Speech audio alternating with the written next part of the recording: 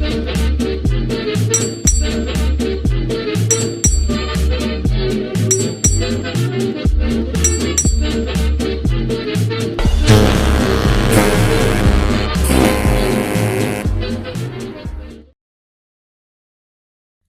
everyone, and welcome to the Drydock episode 277.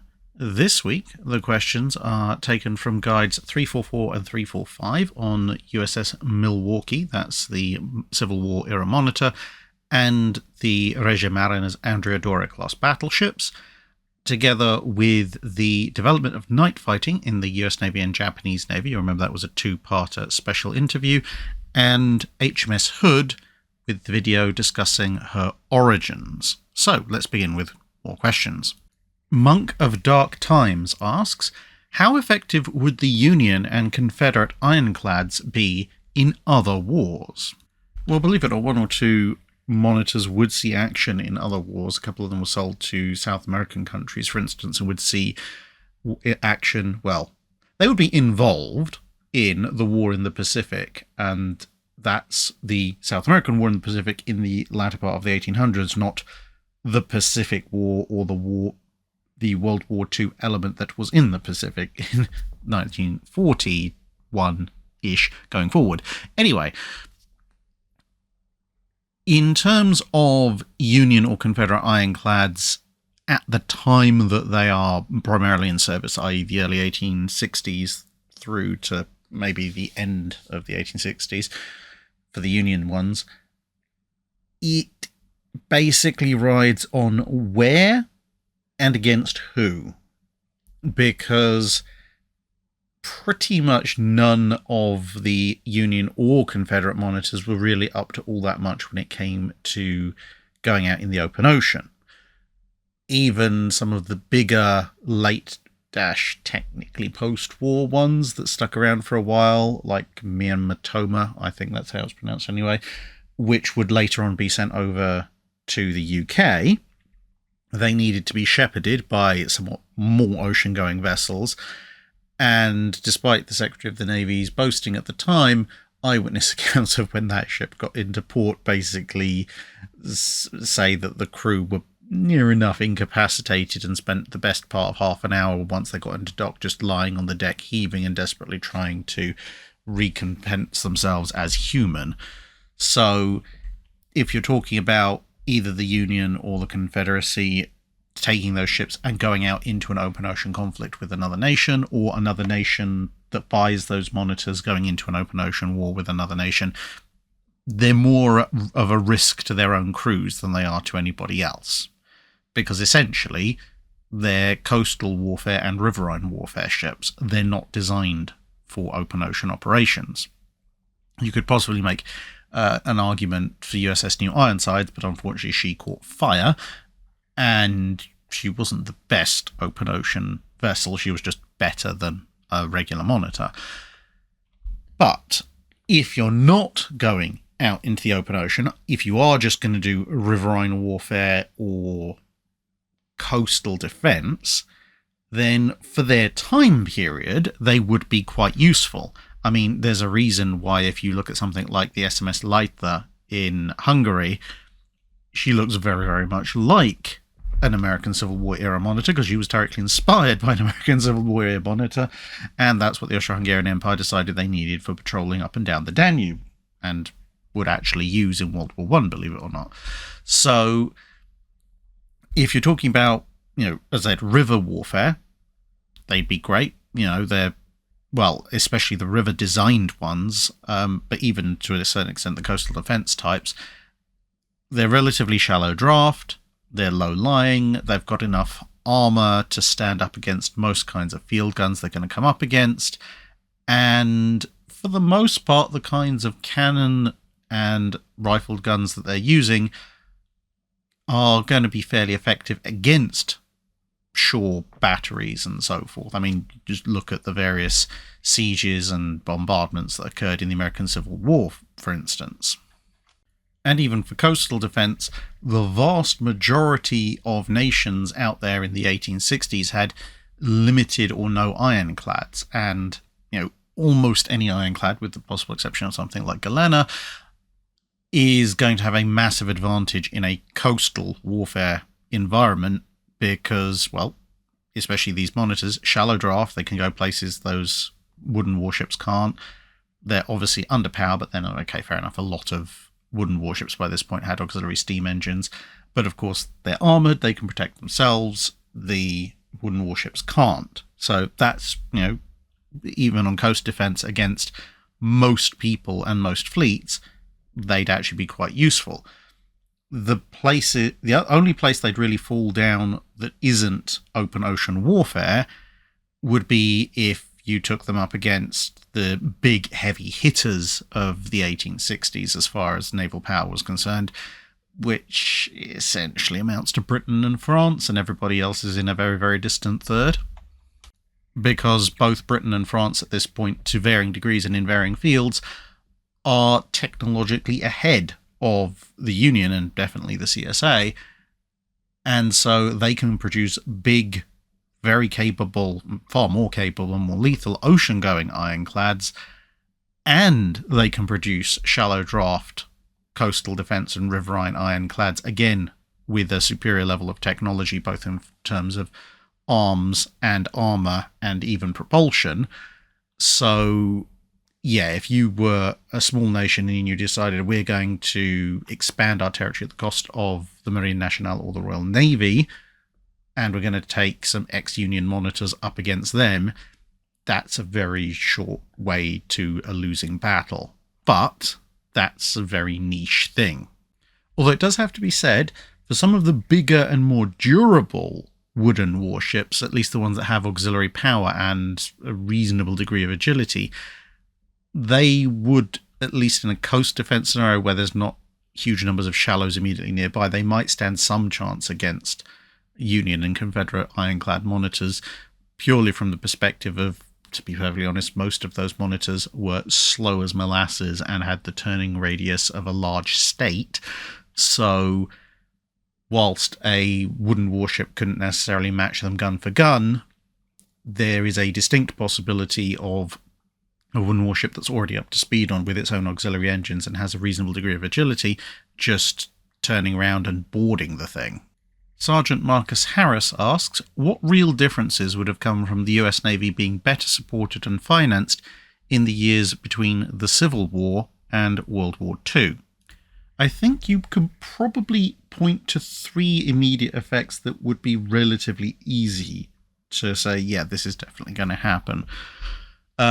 One would be that in the late 1880s, 1890s, early 1900s, you might see a bit more US adventurism. So the Spanish-American War might kick off earlier, for instance. The US might be throwing its weight around a little bit more. Now, obviously, there was a fairly strong isolationist movement in the US at this time, but there were also, more adventurous political factions in the US. But one of the main things that prevented that from going anywhere was the fact that unless you wanted to start something with Canada and therefore the British Empire or Mexico, there wasn't really a huge number of places you could go as the continental United States without a navy to escort your troop ships. And if you didn't have a navy, then you weren't really going to be able to go many places.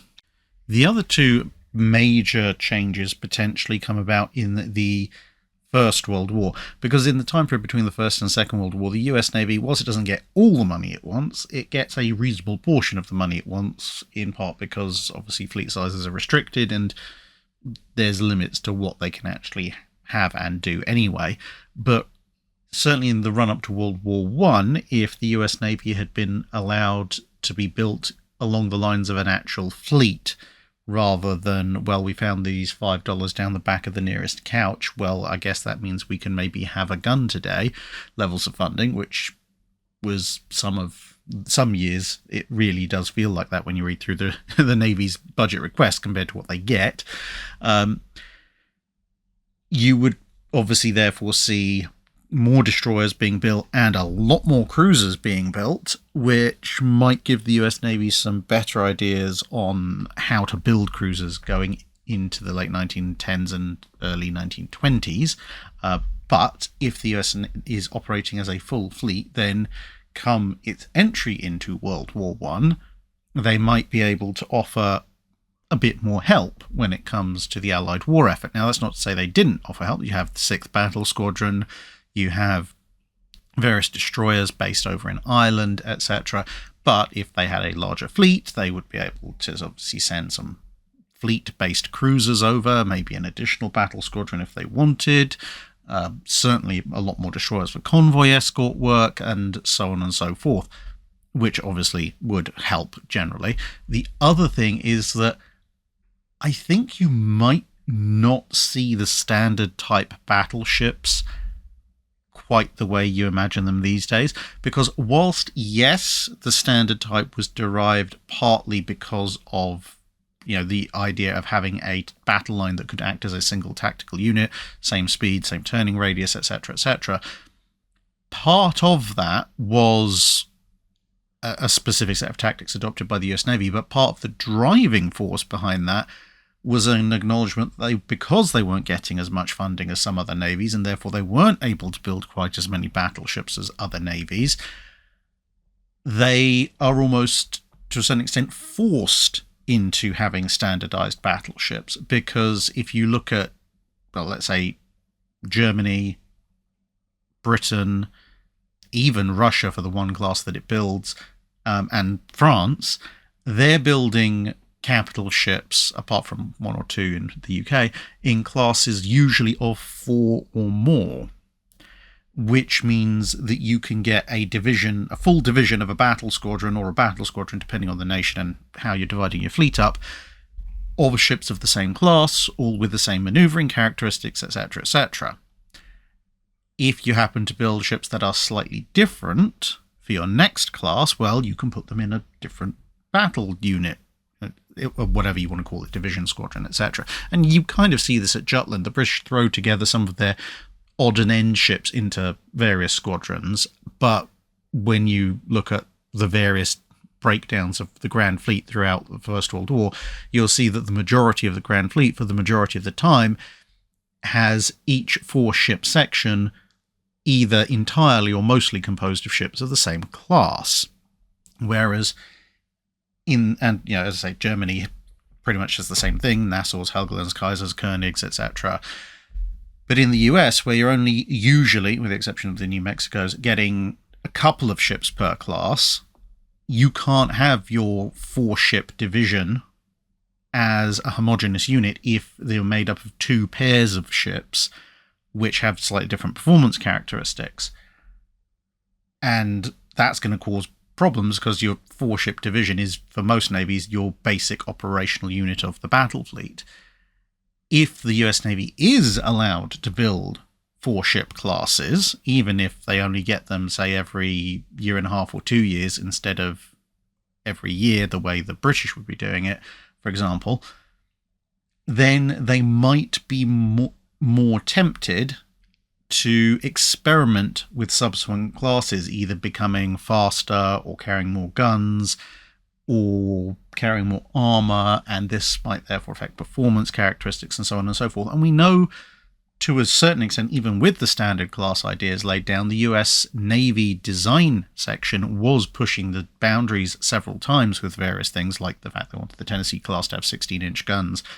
They wanted 15 and or 16-inch guns, actually, and quite a few other classes before that, to varying degrees of insistence. And so the standards as we imagine them, from the Nevadas through to the Tennessees, and then the Colorados, kind of to a certain extent being Tennessees with twin 16s instead of triple 14s, you might not get that. You might well get a very mixed bag of ships, probably still in the 21-ish knot region, maybe 1 or 2 that a little bit faster, because the US at this point is prioritizing guns and protection over speed. But you'll probably have different turning radii, very different numbers of guns, with different calibers of guns, etc. So you might have, your 10-gun 14-inch ship, your 12-gun 14-inch ship, but you might also have an 8-gun 16-inch ship, and a 10-gun 16-inch ship, maybe, towards the end. And you might even see them experimenting around with, can we get triple turrets, quad turrets, work, like triples for the 16s working? Can we get quads for 14s working? Both of which were under consideration at various points. And if they've really had the purse strings loosened, they might even try and do something like come up with their own version of the Queen Elizabeth, i.e. I suppose you could call it a semi-fast battleship, which might be interesting poking around in the Second World War. UNSC Forward on to Dawn asks, why were the Italians allowed to retain the 2 Andrea Doria class battleships post-World War II when all other surviving Italian capital ships, the 2 surviving Littorios and the Giulio Cesare, were given to Allied countries as war prizes? Was it due to their decision to surrender earlier on in the conflict compared to the Axis partners, or was it due to other reasons? It was a wide mixture of reasons. Part of it was, as you mentioned, that Italy stopped being a formal member of the Axis in 1943, and for part of 43, 44 and 45, there had been various Italian, well, if you want to call them free Italian forces, the Italian co-belligerent navy was the rather clumsy name for what you might otherwise call the Free Italian Navy. And although there were concerns that some Italians still kind of backed Mussolini, which, okay, fair enough, some of them did, there was a general recognition that the majority of Italians were broadly on the Allied side in the closing years of the war, and that northern Italy was more occupied by the Germans than it was happily fighting on against the Allies. And then, of course, they took care of the whole fascist thing by, finding and executing Mussolini before the Allies could get to him. So compared to Germany, where they literally had to overrun Berlin and invade Germany from 2 separate directions and wait for Hitler to commit suicide before the Germans gave up, the Italians were seen as essentially having come around to the Allied side considerably earlier, which meant that there was, roughly speaking, a continuity of government. That's not to say that the late 1940s Italian political situation was stable in the slightest, but they did have some form of ongoing democratic process which ran on from the end of World War II. And then you have to account for the external factors. In the closing days of World War II, and obviously immediately afterwards, the Allies, particularly the United States, was worried about the threat and rise of communism in the form of the USSR, so they wanted to try and get as many countries on side as possible to form an alliance against the USSR, which would eventually become NATO, and the Italians fairly quickly turned around and decided they wanted to all be a part of that. The slightly weird thing is that because Italy had sort of put its hands up and said, look, we're not fighting you anymore in 1943, but then obviously you had this rump fascist government under Mussolini after he was rescued by the Germans, plus the German occupation of northern Italy during most of World War II. Whilst Germany and Japan had to unconditionally surrender and their terms were done and dusted in 1945, weirdly enough, the Italian peace treaty wasn't sorted out until 1947, so there was actually a huge gap. And by 1947, the Red Scare was definitely picking up quite significantly, and the Soviet Union were making noises about wanting various warships as part of their reparations. And so, given the way things would be divided up, the Allies could make a certain degree of claim for the Littorios, because, after all, it was the Western Allies who'd done pretty much all the fighting in the Mediterranean. But when you have 3 modernized fast battleships still on the Italian roster, well, it's going to be relatively difficult to justify, in terms of domestic politics, granting more than one of them to the USSR, which is what the USSR wanted. So they kind of settled on, well, we'll take the oldest one, which is Giulio Cesare, we'll give that to the Russians. But then what do you do with the other 2? You don't want to give them to the Russians. You can't really justify giving them to yourselves. And so they decided, well, if Italy's going to be on our side anyway, we're trying to get them on side, then they really need to have a fleet. And that means, well, I guess they can keep the Andrea Dorias, which is slightly weird because the 1947 treaty technically forbade the Italians from having battleships. But I guess somebody twisted that one to interpret it as, well, you can't build any new ones, but you can keep these old ones. So yeah, it's a combination of Italy's stance in the latter part of World War II, as well as trying to quickly build Europe up as a bulwark against Soviet Russia. Alexei asks, in the Guadalcanal campaign, is there a reason why the Japanese kept going through the slot rather than the southwest path or the eastern path? There's two primary reasons. One of them is a lot bigger than the other one, though. The smaller reason, which mainly mitigates against going the southwest path, but to a very slight extent also the northeastern path, is that this is pretty much the front lines, which means if you sort of go onto Google Maps or something and zoom out, you'll see that whilst some distance away, you're not too far away, at least in terms of aircraft and submarine patrols, from what's now Papua New Guinea and Australia. So if you go much to the southwest, you run more of a risk of encountering enemy aircraft and enemy submarines. And of course, remember, the Japanese are thinking of, in terms of their own aircraft and submarines, largely going after enemy warships. So of course, why wouldn't the enemy be doing the same?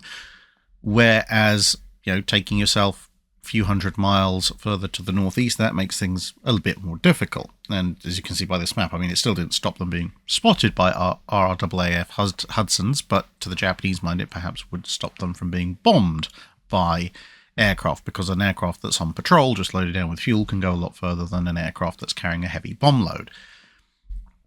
And to a certain but smaller extent, if you go out into the Solomon Sea to the northeast, there's again a possibility that American forces might be waiting for you. And indeed, in some cases, they very much were. You can see again on this map, in this case for the first Battle of Savo Island, they were spotted leaving Rabaul by USS S-38, and there would be other US submarines operating in and around the vicinity, whereas the relatively confined coastal waters through the slot are a little bit harder for submarines to successfully operate in. The much bigger problem is distance, because the reason the slot's taken is it's the shortest and fastest route to the Guadalcanal area. Remember, they're very, very worried about American air power during the day, and sailing via the southwestern route, assuming the general rate of advance that they would usually make, would add about 3 hours, give or take, in terms of steaming to their journey. And going via the northeastern route and then cutting back down to Guadalcanal would add 4, maybe 5 hours to their steaming. And that is potentially a fatal amount of time, because while sailing from Rabaul and doing the initial part of the transit would always be in daylight, that final run in needs to be done at night, because you need to get in at night, do whatever it is you want to do around the Guadalcanal area, and then leave and get far enough away again during the night before air cover reaches you. And so it's that last stretch that you cannot afford in any way, shape or form to be longer than it is necessary, because if it is, i.e. if you go one of the other two routes, then you're going to be closer when nightfall comes, which means there's a potential of you being attacked on your way in, and you're also going to be closer on your way out, which means there's more chance of you being attacked on your way out as well. Alternatively, I suppose, you could aim to arrive later off of Guadalcanal, which would mitigate against you being attacked on your way in, but you're then going to have a huge amount of exposure on your way back out, or vice versa. So it's essentially, because of the dominance of US air power during the daylight hours, they absolutely needed the fastest route, and the slot was the fastest route. And we're then asked, if Algierie is the best treaty-era heavy cruiser, what ship would be the best treaty-era light cruiser? Well, you'd be surprised. This actually comes down to a very, very limited choice very quickly, because like with Algierie, that was chosen because she epitomizes the best balance of qualities within the treaty limits. And well, if you look at light cruisers, you'll find that if you list all the light cruisers built by the various major navies, Italian, German, British, American, Japanese, you suddenly have to eliminate almost all of them, because they're either massively in excess of the treaty limits and therefore automatically excluded. So that would be something like, say, Megami in her 6.1-inch variation. Or there's a huge number of light cruisers that are well under the displacement limit. So even smaller navies like the La Argentina class, which I rather like, most of the Italian light cruisers, most of the French light cruisers, in fact all the French light cruisers, even things like the Arethusas, Leanders and Atlantas, they're all quite significantly below the limits, some more so than others, obviously. And then you have the French de Grasse class, but of course they're never completed in the form that they're designed for pre-war. They're completed as anti-aircraft cruisers after the war, which doesn't really help. And so whilst those smaller cruisers might well get into contention as good light cruisers, if you're going to match them up 1 versus 1 as opposed to just looking at efficiencies, then you're looking at, okay, well, there have to be cruisers that are pretty much approaching the 10,000 ton displacement limit, because anything smaller than that and anything that's legitimately built to near enough 10,000 tons is probably going to murder them, but can't go over.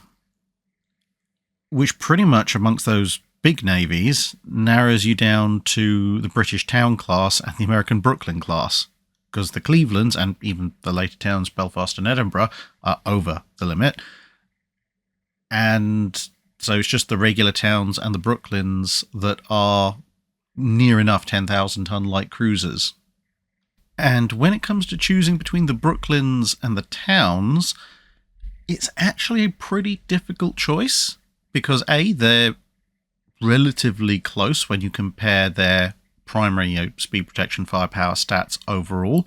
Both have strengths and weaknesses compared to the other, and exactly which strengths and which weaknesses you emphasize more or less is going to depend quite a lot on what exactly you want your light cruiser to do. So just running those comparisons very quickly, if you look at speed, well, they're basically about the same speed, 32-ish knots, give or take. It's essentially going to matter, how fouled is a particular ship's hull, or what particular ship is it, because every ship from each class is going to be very slightly different in terms of speed. So, speed, propulsion, pretty much a wash. Protection, the Brooklyns have better protection over the machinery than the towns, but worse belt protection over the magazines. The Brooklyns have a slightly more consistent deck, although maximum deck thickness is the same, and the Brooklyns have a thicker turret face compared to the towns. So, broadly speaking, the Brooklyns have a general slight edge in armor protection, but the bit that might make the ship go kaboom, the magazines, is better protected on the towns. So, take it as you will. And then you look at armament. Obviously, in main armament, the towns have 12 6-inch guns, the Brooklyns have 15, so that's a definite advantage to the Brooklyns. But then in anti-aircraft armament, which we know is going to be very important in the Second World War, they both have 8 heavy anti-aircraft guns. In the initial Brooklyns, that's 8 single 5-inch 25s. In the initial towns, that's 4 twin 4s. So same number of guns. The twin 4s are a little bit faster to maneuver, and of course their twin guns are a slightly denser amount of fire, but of course the 5-inch 25 is a pretty decent gun and has a slightly larger shell. And they both have 8 50 cal machine guns of various types. On the Brooklyns it's 8 singles, on the towns it's 2 quads. But I think the towns, in terms of the secondary anti-aircraft battery, just edge it a little bit, because again, this is as fitted originally, not what they would have in the Second World War. The towns also have a couple of quad 40mm pom-poms. The Brooklyns don't have anything like that. And then, of course, the Brooklyns have no torpedoes, whereas the towns have 2 triple torpedo tubes. So in terms of a balanced all-round armament, the towns, I think, have a slightly better edge. They can hurt capital ships a bit better. They've got slightly better overall anti-aircraft defenses, again, in their original state. But they have 20% less main gun firepower. So if you think cruiser versus cruiser main gun action, the Brooklyn actually still has the advantage, whereas if you think all-round, potentially punch things much bigger than it kind of armament, then the towns have the advantage. My personal preference by a whisker is the towns, largely on the basis of they have that torpedo armament, which means as a more general use case, which let's face it, cruisers are usually called to do, they can threaten ships bigger and nastier than them, heavy cruisers, battleships, etc. Whereas the Brooklyns can only offer a smothering 6-inch fire, which the towns can do a reasonable job of as well. But I can perfectly understand why someone might choose the Brooklyns over the towns. A typical programmer asks, how were the German parachute-dropped mines, the Luftmine A and B, intended to be used? Wouldn't a mine free to drift with the wind when dropped and possibly with the currents afterwards be just as much of a threat to their own shipping and U-boats as it was to the intended target? You'd be correct, except for one thing. Yes, mines normally float. However, the Luftwaffe, realising that that would be a rather major problem with parachute-dropped mines, made their parachute-dropped sea mines heavier than water, or more correctly, denser than water, so they actually sank. Now, what this meant, of course, was that you had to have some form of fuse that allowed it to detonate if it hit water that was too shallow or land, which meant the Luftwaffe also tended to find uses for them in the Blitz, because after all, it's a massive pile of explosive. But when they were dropped at sea, as long as they got into water that was deep enough, they just sink to the bottom and activate what was initially a magnetic influence fuse, and then later they'd incorporate acoustic fusing as well. So they weren't contact mines, they were passive mines. And indeed, it's believed that one of these mines is actually possibly the culprit for the damage to HMS Belfast at the beginning of the war. But, it was certainly a magnetic influence mine. Potentially could have been a more conventionally laid mine, but probably an airdrop one. Of course, the flip side to that is that you can only then use these mines in waters that are deep enough for ships to travel in, but not so deep that the mine will be out of the influence distance. So you can essentially only really use them in very shallow open sea or open ocean waters, but more realistically, essentially just along the coast, which is where they tended to drop them, because along the coastline is where it's hardest for submarines and disguised mine layers to actually get to lay mines otherwise. C. Babylon asks, you mentioned at the very beginning, I believe this is in the Night Fighting series, that the design of ships hadn't really changed during the interwar period, but the way they were built became extremely advanced. What exactly were the advancements that were made? Well, there were some small advances in overall ship design, but broadly speaking, the formula for calculating shape of hull, the mission profile, and therefore why you would calculate that shape of hull, and even to a certain extent the armament layout, didn't change all that much at all. I mean, here you can see this is actually Tourville, but one of the Duquesne class early 1920s French heavy cruisers versus Algierie, the last French heavy cruiser. And to be honest, when you look at those hull forms, you can see that they are very clearly very, very similar. And in fact, they also have similar main armament, 8-inch guns in 4 twin turrets, 2 fore, 1 and 2 aft. But where the changes in construction come, obviously the advent of more fire control and director systems can be seen in these slightly larger shapes of the fore and main masts, and to a certain extent the bridge structure. But the most obvious distinction, at least to an engineer's eye, between these two ships when it comes to advancements in construction is look at the funnels. Duquesne has 2, which indicates a rather large and quite widely spaced set of boilers. Algierie has 1 larger funnel, i.e. they've trunked boilers all into one. Now granted, Algierie does have somewhat less power than the Duquesnes, therefore she goes slightly slower, but when you look at the number of boilers actually used for generating that power, her boilers are individually far more power dense, and that is one of the major advantages compared to the early 1920s to the late 1930s. The power density and therefore efficiency of boilers has massively increased. In particular, with the French Navy's case, they've also developed ways of making stronger steel, which means that they can make a hull frame using less steel, therefore the hull weighs less, therefore there's more weight to put elsewhere, which is why Algierie has good armour protection and Duquesne doesn't. And other nations had also made advances in both constructional steel and armour steel quality and makeup.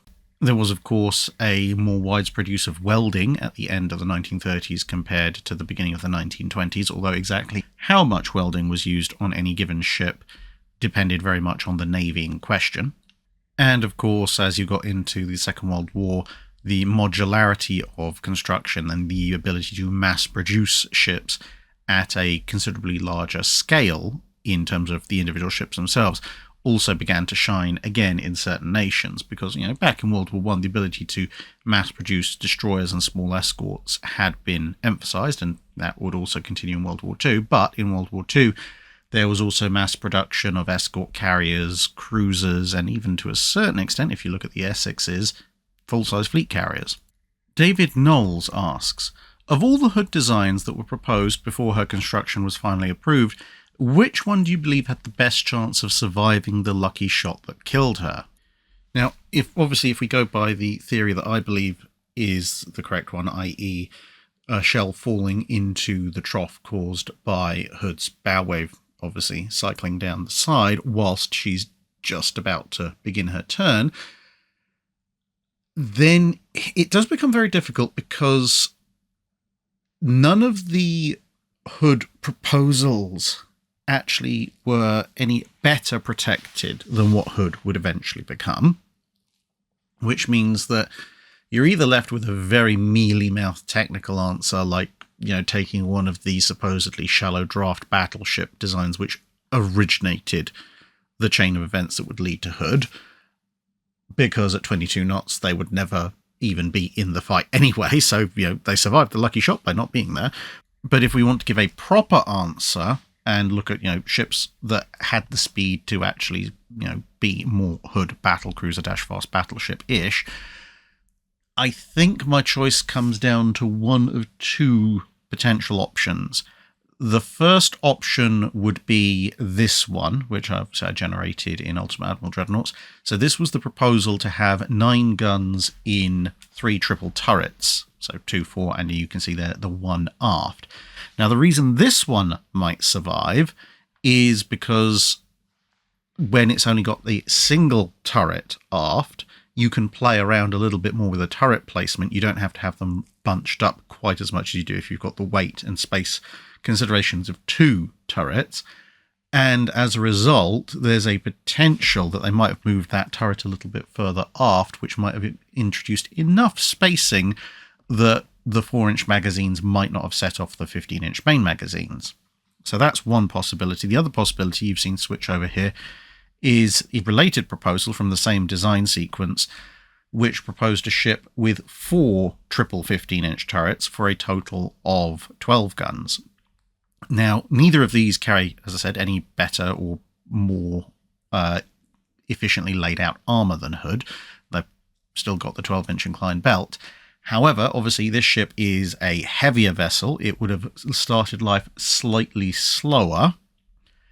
And assuming it went through the same lifespan as Hood, you would have ended up with this ship. Obviously, Hood was limited in speed as well compared to her original design speed by the time of the fight with Bismarck. So this one would have been going just that little bit slower, which means that given how spectacularly unlucky that shot was, both in terms of location and timing, this particular vessel almost certainly wouldn't be there.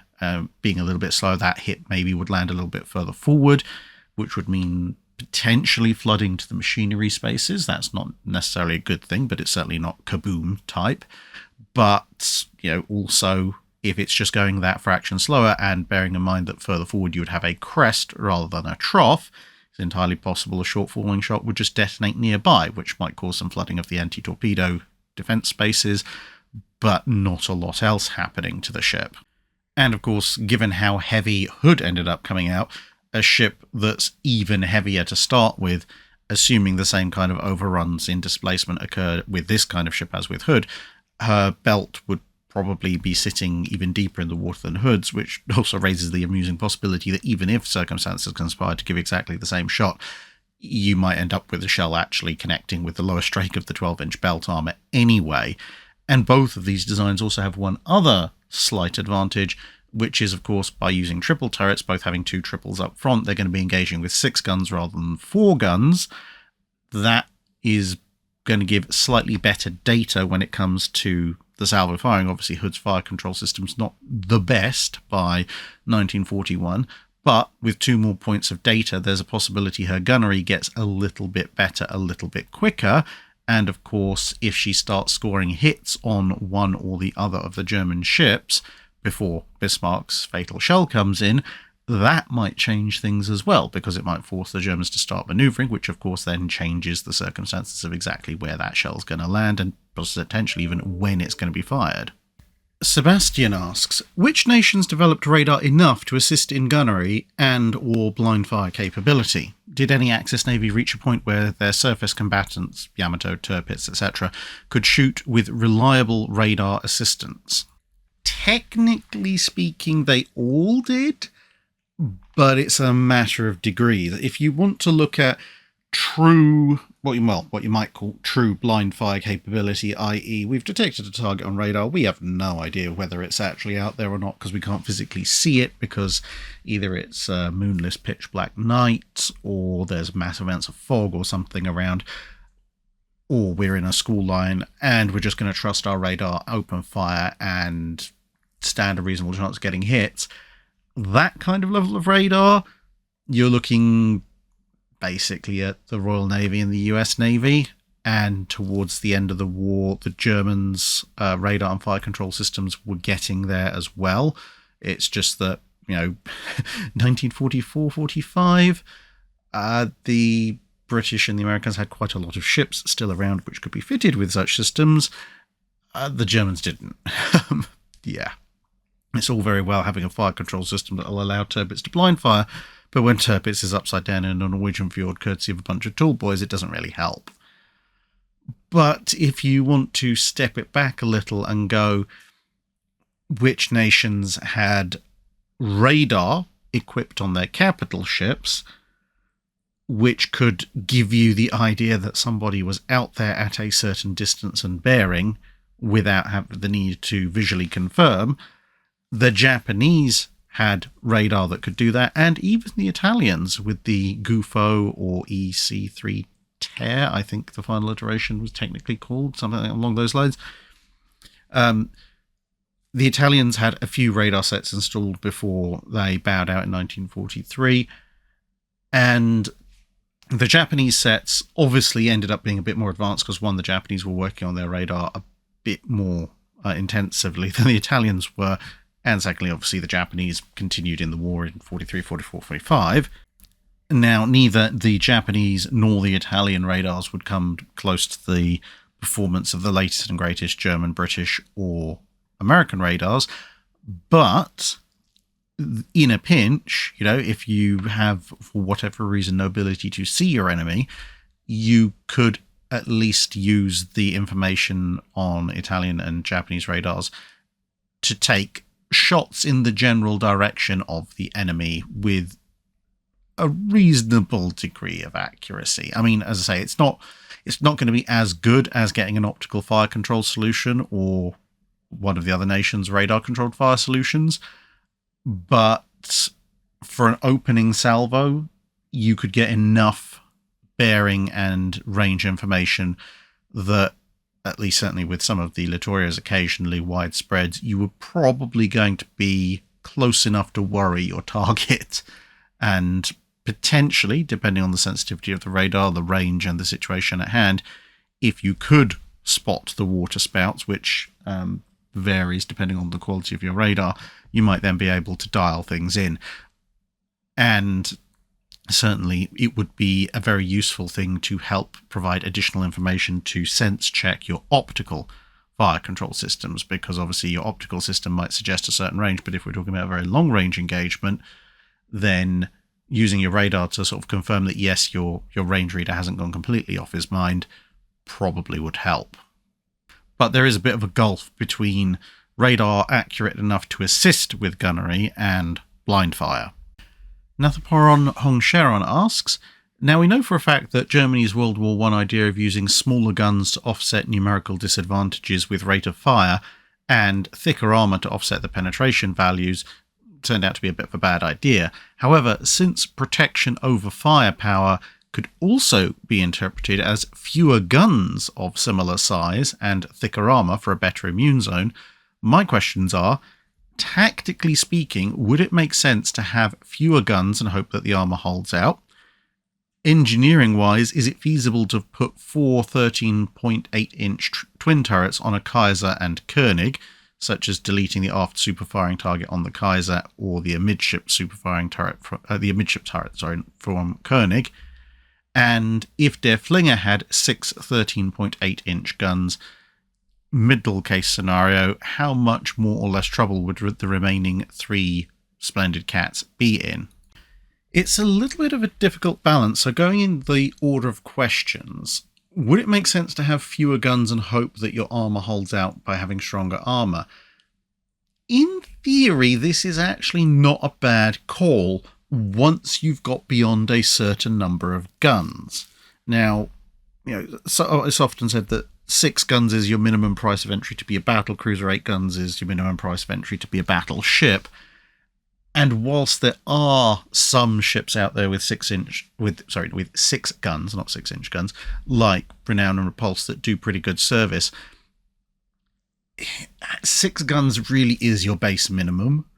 6 guns means that you can get, salvo fire and estimate range off of it, but you can't do half salvos because, as I've mentioned before, 3 guns is not quite enough really to get accurate data. You can kind of just about get away with 3-gun salvos, but it's going to be very grainy data compared to a 4-gun salvo, which obviously you can get with 8. With all of that said, it is still possible to do, but if you're in a situation such as the run-up to World War I, where a lot of ships are carrying 10 or 12 guns, if you can go, okay, well, instead of having our 10 or 12 gun ship, we're going to have an 8-gun ship with larger guns, but we're going to split the weight difference and say, okay, we're going to have additional armor. Well, you're going to need additional armor anyway, because of course ships are usually designed normally to resist their own firepower. So if you have, let's say, 12-inch guns and you design your ship to resist 12-inch gun firepower, then if you change that for, in this case, 13.8-inch twin turrets, so 8 guns, you're going to also need armor to withstand 13.8-inch gunfire. Now, obviously, the Germans in World War I, as you mentioned, have gone slightly more on the protection side. But you do run into a bit of a problem, because whilst it is very difficult to find a source on the weight of the Mackenson's turret, the best references that I can find would suggest that you're probably looking in the vicinity of about 700 tons, give or take about 30 tons, for a twin 13.8-inch turret on the Mackensen style, whereas the weight of a twin 12-inch turret is 550 tons. Now that means if you take a Der Flinger and you take it from 4 twin 12s to 3 twin 13.8s, you actually only save about 100 tons in turret weight. Now, of course, there's the additional weight of the barbette, which you've eliminated a whole barbette, and you've eliminated, in this case, one of the magazines as well, so you could potentially shorten the citadel, so you might make some weight savings there. So it's not complete loss. Whereas if you go with the battleships that have 5 turrets and you're going down to 4, you're probably actually looking at a 50-ton weight increase by going from 5 twin 12s down to 4 13.8s in twin turrets. But again, you will be saving some weight on the barbette, and you'll be saving some weight on the reduction in citadel length. So you're probably going to have a few 100 tons of extra armor to play with. So I think you'll be able to buy yourself a little bit more belt protection with that, at which point taking an already fairly well protected hull and improving on that, Yeah, I actually think an 8-gun 13.8-inch Koenig class with another maybe inch slapped onto its belt armour would probably be a slightly better bet than the class that they actually had. Engineering-wise, is it feasible to do so? Yeah, I mean, you're going to have to do a bit more redesign than they did switching from the Kaisers to the Koenigs. But it's definitely with the Koenigs, it's possible. With the Kaisers, that might be a little bit harder because of the wing turrets. But certainly with the Koenigs, I think you could do it. And the Der Flingers, which you're essentially making German renown types only a little bit earlier, although, as I said before, there are some reservations to only having 6 guns, they would actually, if you've got both Der Flinger and Lutzow around in this manner, they would actually cause significantly more problems for the Splendid Cats, because whilst Lion, Tiger, Princess Royal and Queen Mary just about have enough belt armour to mostly deal with 12-inch shells at medium to long ranges, the 9-inch belt is not enough to deal with a 13.8-inch gun. So, whereas obviously you lose Queen Mary, probably to a turret hit, you almost lose Lion to a turret hit. But as I mentioned before, when you look at especially poor old Tiger, the belt of the British Splendid Cat battlecruisers was just enough to do its job against German 12-inch gunfire. Even if there are fewer shells coming in, if the Der Flingers land hits on 9-inch belt armor with 13.8-inch shells, they're probably going through, which is going to cause a lot more issues. Sam Signorelli asks, USS Wisconsin fired the last ever battleship shell, so far, in combat during Gulf War I. When was the last dive bomber, torpedo bomber, or other discontinued type of naval attack? As far as the last torpedo bomber attack, I think that honour goes to Sky Raiders in the Korean War. I think, if I'm remembering correctly, they attacked a dam with torpedoes, essentially because they were the only aircraft that could get in close enough. Taking in a big strategic bomber to do a reenactment of the Dam Busters mission really wasn't an option, so torpedoes it was. I don't think anyone's used torpedo bombers since then, although torpedo bombers did remain on the rosters of various air forces for quite some time thereafter. Now, dive bombing, I don't even necessarily think that we've entirely seen the end of dive bombing. There was still dive bombing going on, and obviously at this point I'm now stretching my knowledge quite a bit, but I vaguely recall references to dive bombing being undertaken in support of troops in the Vietnam War, because while there was the beginning of smart munitions back then, it certainly wasn't universal. But to be perfectly honest, I rather suspect that we're still seeing dive bombing going on today in various conflicts because, well, not everybody has massive stocks of precision-guided weaponry. And similarly with destroyers, say, using torpedoes, the days of destroyers lobbing torpedoes at other vessels, especially capital ships, are long gone, but there are still a number of destroyers and other small escorts out there with, above water torpedo tubes, except now they're firing anti-submarine torpedoes, and I suspect that at some point in the future those might be taken into use, and exactly when the last time they were fired in anger, I'm not entirely sure. So I think really at this point the only one we can probably guarantee has passed is that Korean War torpedo bombing incident, at least until somebody decides to stick a torpedo inside a missile and use it as a kind of detachable warhead to try and circumvent close-range missile and CIWS defences, I guess. The Rogue Chief asks, during the Washington Treaty negotiations, was there ever a push by the British to have Dreadnought encased in concrete like Mikasa in order to preserve her for posterity?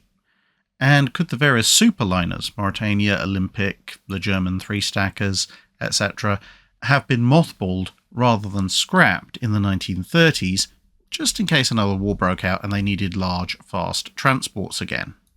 Sadly, with Dreadnought, no. In fact, Dreadnought was already decommissioned and had been sold for scrapping before the Washington Treaty had even really got its major negotiations undertaken. She was put up for sale in 1920 and sold in the first third of 1921, whereas the Washington Treaty Conference didn't open until the last third of 1921. So she was already gone before the negotiators sat down. Unfortunately for us naval history buffs, the Royal Navy, or probably to be more accurate, the Treasury, was rather merciless when it came to post-war scrapping of everything and anything they could possibly stick an obsolete label on. As far as the superliners, yes, in theory, it was possible to mothball them. Certainly, I don't know about the German ones, but Mauretania and Olympic, their machinery was still perfectly viable, having both of them had actually refits shortly before being taken out of service. So from a technical perspective, it could have been done. However, you have to bear in mind that liners, or rather the owners of liners, were in the process of merging and consolidating their fleets and building new ships like the Queen Elizabeth and the Queen Mary, in the case of the new owners of Mauretania and Olympic.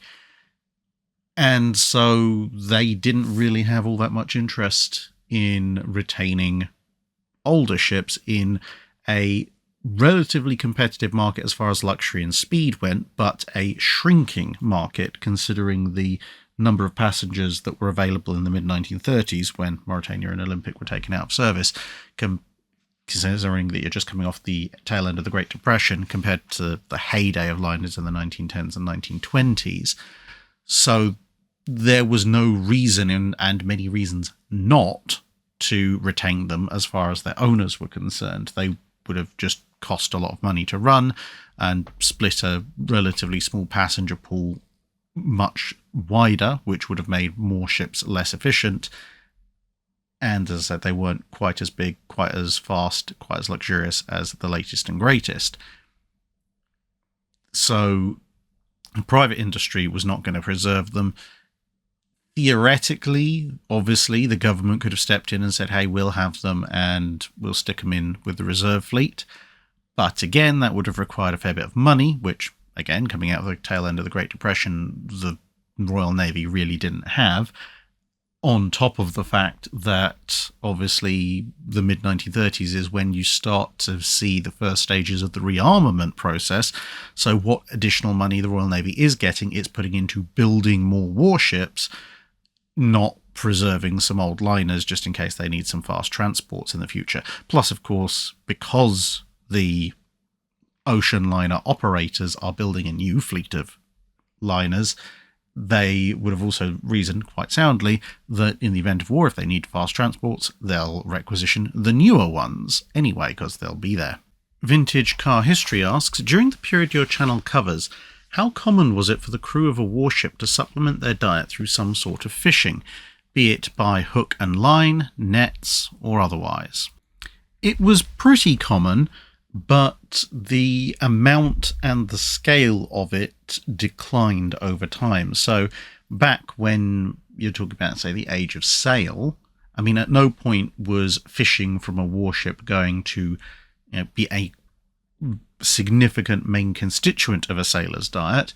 But in the age of sail, when ships progressed at a relatively slow rate, and when they might, pull into random harbours, almost uninhabited in many cases, for resupply, looking for fresh water and so forth, again on a semi-regular basis, significant numbers of the crew might engage in fishing to, as you mentioned, supplement their diet. And certainly in the very early days of the classic age of sail, a couple of dozen guys spending a day with lines and so forth could easily catch enough fish to form a significant portion of the crew's diets for the next few days. Of course, as time went on, things became a lot more organised. People started to spend a lot more time on station rather than randomly looking for harbours and so forth. And of course, crew sizes went up as well. So whereas, say, in the Elizabethan period, you might have a couple of hundred men max on the biggest ships, we're talking about race-built galleons, and therefore, 24 men, as I said, could easily supplement that. By the time you get to say, the late 1700s, early 1800s, you've got 600, 700, 800 men on a ship. And that ship, let's say if it is a Royal Navy warship, it might be spending an awful long time on blockade duty, sailing around quite a bit in the deep ocean. You're not going to have the opportunity or the waters really for significant fishing. But then as you progress into the age of steam and steel, once again, you would tend to find that as ships pull into places, a degree of fishing will go on, partly because people are bored and it's something to do. But by that point, of course, crews have exceeded 1,000 in quite a few cases on various ships, and are certainly in the high hundreds on many, at which point it's essentially just a side hobby that might make you slightly more popular with your messmates for a day or two here and there, rather than any kind of significant supplement. Although, if you'll notice in the Japanese Navy submarine campaign video I did, there's an archival clip of footage taken on a Japanese submarine where you see some of the submarine crew actually picking up some of the flying fish that have got stuck in the grates of the sub when it's surfaced, and they end up very quickly on the submarine crew's menu. And finally, Ibereg asks, you've often stated that Operation Tengo was not exactly the proof of the supremacy of air power that we all assumed it was, because Yamato didn't weigh nearly as much as the combined displacement of the carriers that attacked her. But I think this analysis overlooks why Yamato was so poorly escorted in the first place. If you look at all the cruisers and destroyers that were lost leading up to Tengo, air power, and to a lesser extent submarines, played a key role in making sure that the Yamato didn't have enough escorts to protect her during that mission. How do you respond to this analysis? I can see the general point you're getting at. If I wanted to be a little nitpicky, I would probably point out that given the state of Japanese radar and anti-aircraft fire systems, even if Yamato had sailed with 12 heavy cruisers and 24 destroyers as escort, the sheer number of aircraft that were coming at her would probably still have had roughly the same effect. In fact, to be perfectly honest, given the sheer number of aircraft and their concentrated attack waves, that the US Navy sent after Yamato, I rather doubt if that same firepower had been turned on a single US battleship under a US escort formation of cruisers and destroyers. I think that level of firepower would still have sunk the US battleship in question, even if obviously the airborne attackers would have taken more losses. But whilst I appreciate the fact that, yes, obviously, escorts in various forms and indeed battleships were whittled away by air power during the war, and as a result, when Tengo was launched, there weren't too many ships left for the Japanese to send with Yamato. What that shows, to my mind at least, is that air power is a very useful component of warfare in World War II, but it doesn't necessarily demonstrate that it's the decisive component, as in the supreme component. Because, yes, air power did sink quite a few Japanese ships, but the US Navy and the other allied navies that operated in the Pacific proved that they also were capable of sinking Japanese destroyers and cruisers. Air power was, of course, a bit more useful at going after them in harbour, because if you send in 60, 70 torpedo and dive bombers to take out some cruisers that are sitting in what's otherwise a fortified fleet base, you are going to have significantly more success at significantly less cost than if you tried to rock up with half a dozen cruisers or a battleship or two and engage them in a direct firefight. But the flip side of that is, of course, you could do that with surface assets. It was just a bit more risky. And I think this is kind of where air power comes in World War II. To sort of paraphrase, adapt and expand from D.K. Brown, the battleship, I think, doesn't lose out to the aircraft carrier towards the end of World War II because the aircraft carrier is flat out a better platform than the battleship. A battleship is far more durable than an aircraft carrier. The amount of damage that Yamato took would have sunk any aircraft carrier in the world 6 times over. And it's not even necessarily the striking power the alpha strike, if you like, of a battleship that lost out to the carrier, because if you took something that weighed a little bit closer to Yamato, so, I mean, even a midway doesn't come close, but let's say we put a midway or time travel a bit and grab a Forrestal or a Kitty Hawk and line it up against Yamato.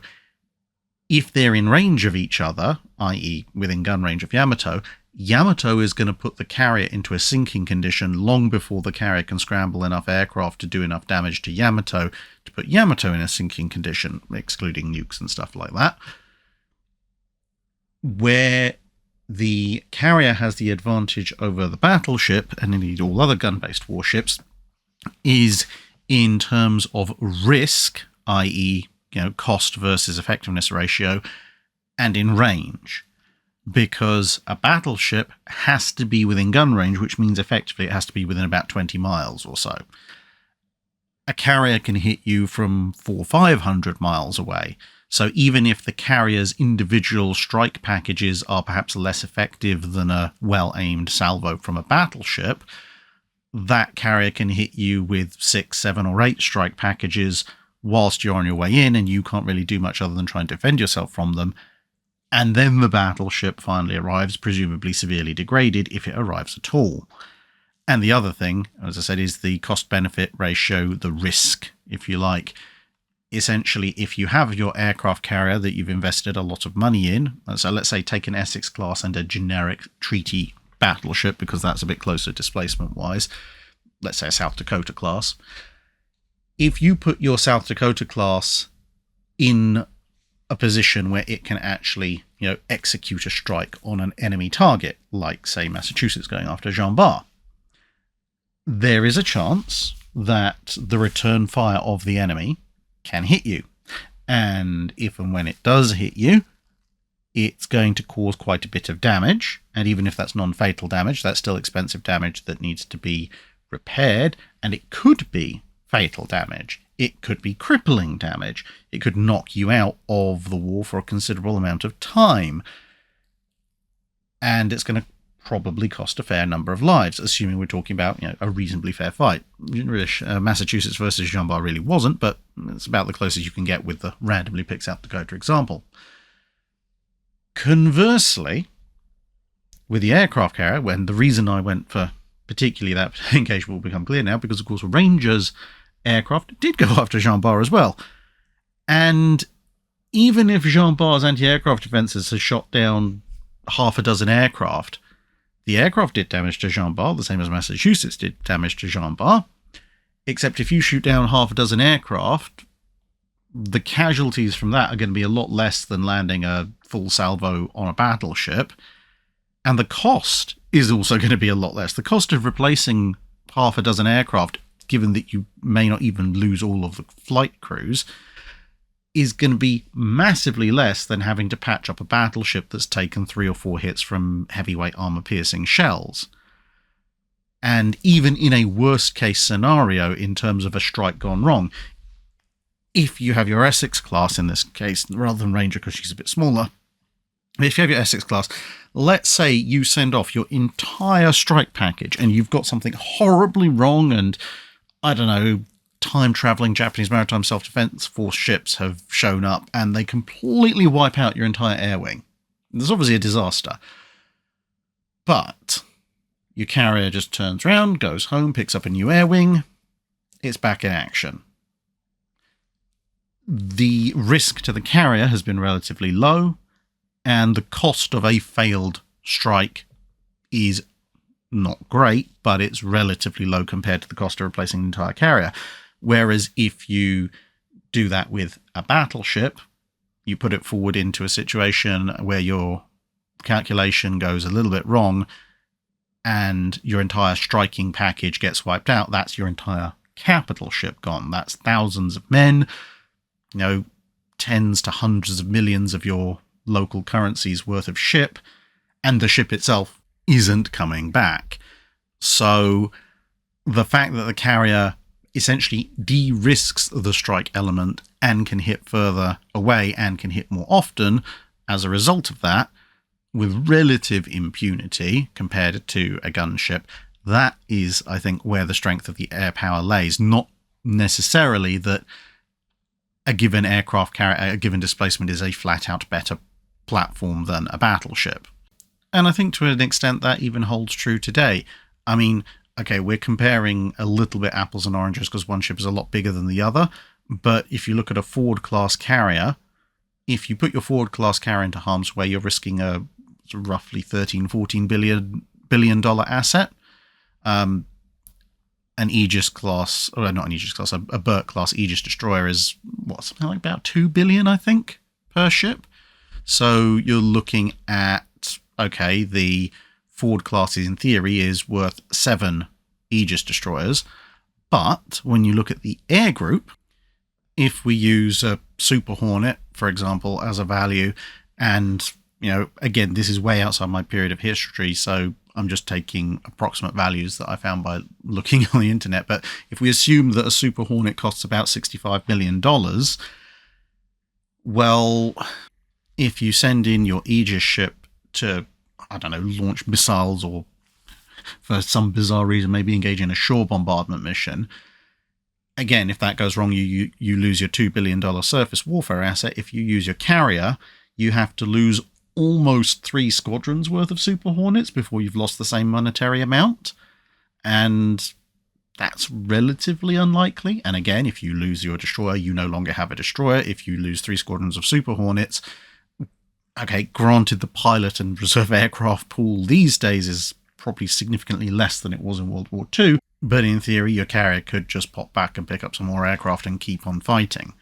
So I think that is the utility of the carrier, perhaps a little bit more so than just a straight up it is better than the battleship in all respects, at least for World War II standards. And of course, as you said, you disagree, that's perfectly fine, and you've got a reasonable point, but hopefully now you understand where I'm coming from a little bit more clearly, even if you may still disagree, obviously. And that was the last question, but there is one more little announcement to make. So you can see this picture on screen at the moment, and this picture exists in real life as well. So this is a drawing. For those of you who are familiar with the news footage in question, this was a drawing that was made when HMS Victory was in Drydock in the 1920s, pretty much as she was brought into Drydock in 1922. And of course, there you have Victory in the foreground, and you have HMS Repulse sitting there in the background, where these days you might have Queen Elizabeth or Prince of Wales or something like that. Now, this has all been taken from stills in that bit of footage and drawn out in an incredibly detailed bit of artwork. The poster for reference is just a little bit taller than an A4 piece of paper, so it's about 35 centimeters, which is the equivalent to about 14 to 15 inches for those of you who work in Imperial, and it's just a fraction under 90 centimeters or 35 inches in length, so it's quite the landscape piece, and it's been done on very high quality artist paper reproductions.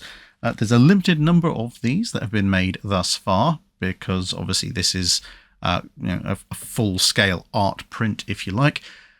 But if you'd like to avail yourself of a copy representing a fairly historic moment in Victory's life, as well as encapsulating the time that she's seen in the Royal Navy and the way technology has changed, then you can get that. You can get one of these over at drachinifel.co.uk, link in the description below, and we'll do our level best to get them out to you. Obviously, at the time that this is going out, it's going to be mid-December. Whether or not you'll get it this side of Christmas is probably largely dependent on where you are, but you certainly will get it.